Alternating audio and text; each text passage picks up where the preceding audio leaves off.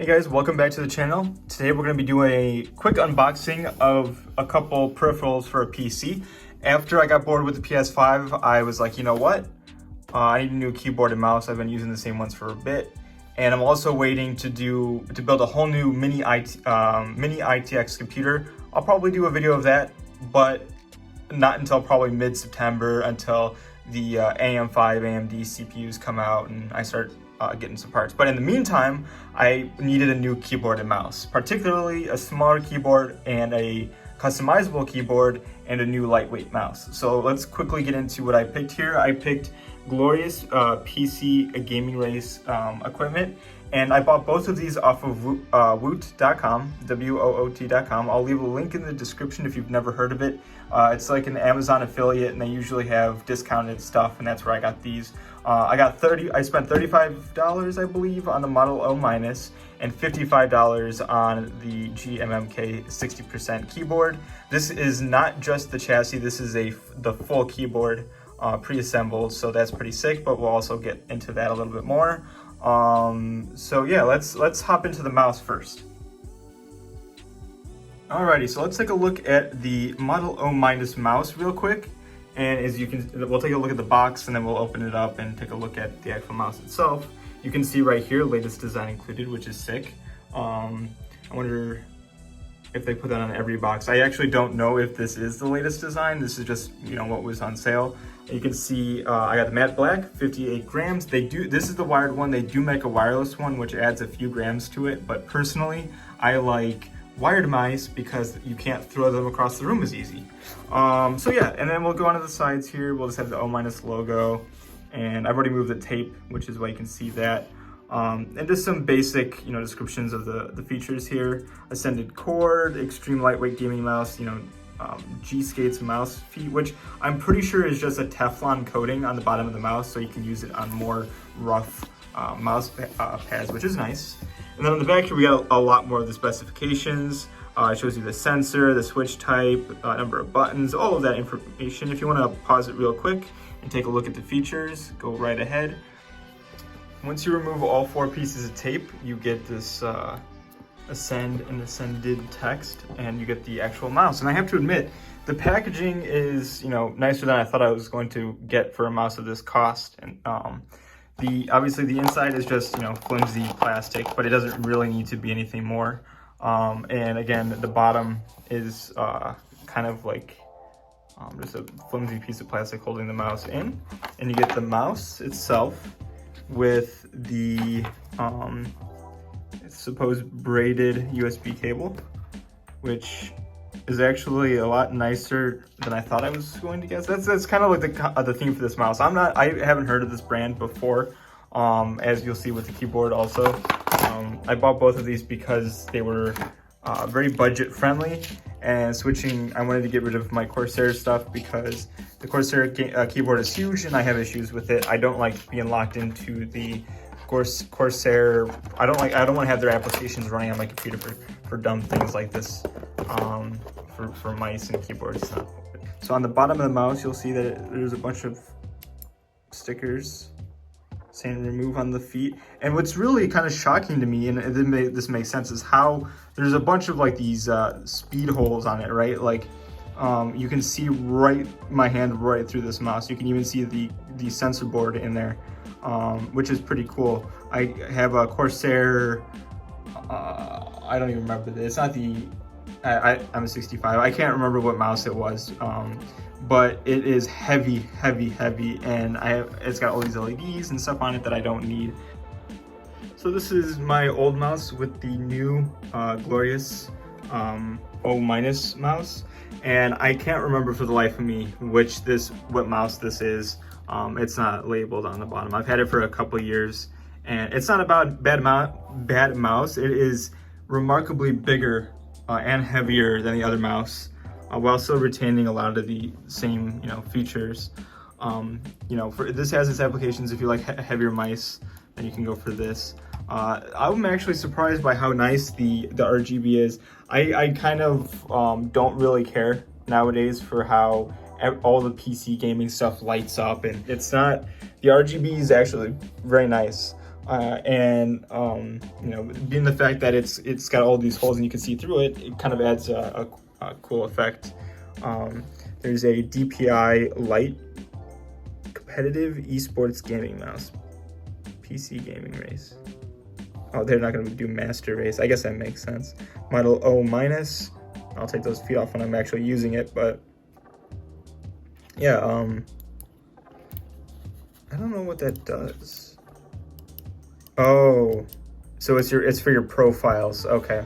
Yeah, so the Corsair one has that same thing too, but it's got lights over here and they change based color on which profile you're in. I'm assuming this has similar things.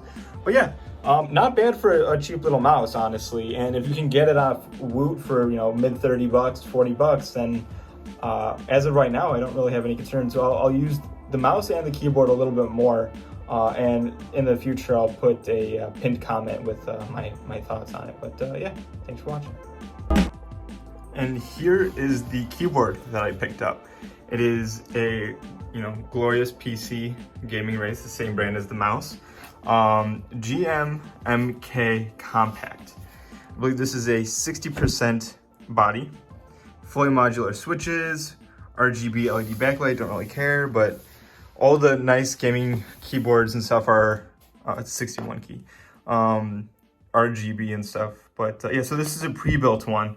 I got this one for $55, and on Amazon, just the chassis was around $50. So I decided to get this one because I kind of want to get into building, you know, custom keyboards and stuff like that. And I wanted a good way to start. So opening up the box, I already took the tape off, and holy crap, this thing is tiny. Oh my God. Okay. So here's the keyboard. We'll get to that in a second. I'll compare it to the keyboard I have now, and you'll be able to see how tiny these 60% keyboards are. And then we get some more stickers. I think I showed these off with the mouse. I think it's the exact same. Just like quick start guide and warranty information. And then in here, I think is probably gonna be just the USB cable. I couldn't imagine that there's a whole lot else in here. Yeah, that's it. All right, super simple. Let's take a look at the, so the cable is it's USB-C. If it focuses, I don't think it's, okay, USB-C, USB-A. It's like the same, it's a little bit heavier than the mouse cable, but not too bad. And then this thing, holy crap. This thing is nice. I don't know what this ascend key does, but, oh, maybe you have to press this and then you can do this. I don't really care for the labeling on the front of the keys, but I understand that. I mean, if it wasn't there, you would probably not really have much of an idea for what these keys do. I just think, but the cool thing about this is that you can change these keycaps, right? That's the whole point, is that these are, since it's fully modular and it's an aluminum base, you can swap everything else out. So there's the USB port. On the bottom, there's a keycap puller, and yeah, so let me, I'll take that off and I'll pull a couple of the keycaps off so you can see the switches. I'll be right back. All right, so I got I got the keycap puller off, and it is on here. There must be a trick to get that thing off, but it's a pain to get that thing out of there. But let's take a look at these switches. So I believe that these are just regular brown switches. I'll put an overlay on here with the exact type. Like I said, I'm new to this whole sphere. I've just been buying pre-built keyboards like a noob, right? So I'm not too familiar. I have cherry red switches in my other keyboard. These are supposed to be silent, you know, not loud, clicky keyboard switches. And they're really not. I mean, if you smash them like any keyboard, they'll be loud, but they're not clicky. I hate clicky switches. It is the most annoying, obnoxious shit. I like the way these feel. I might, this chassis, I'm probably gonna leave like this keyboard. I don't know what the proper term is, but I'm probably just gonna leave it like this.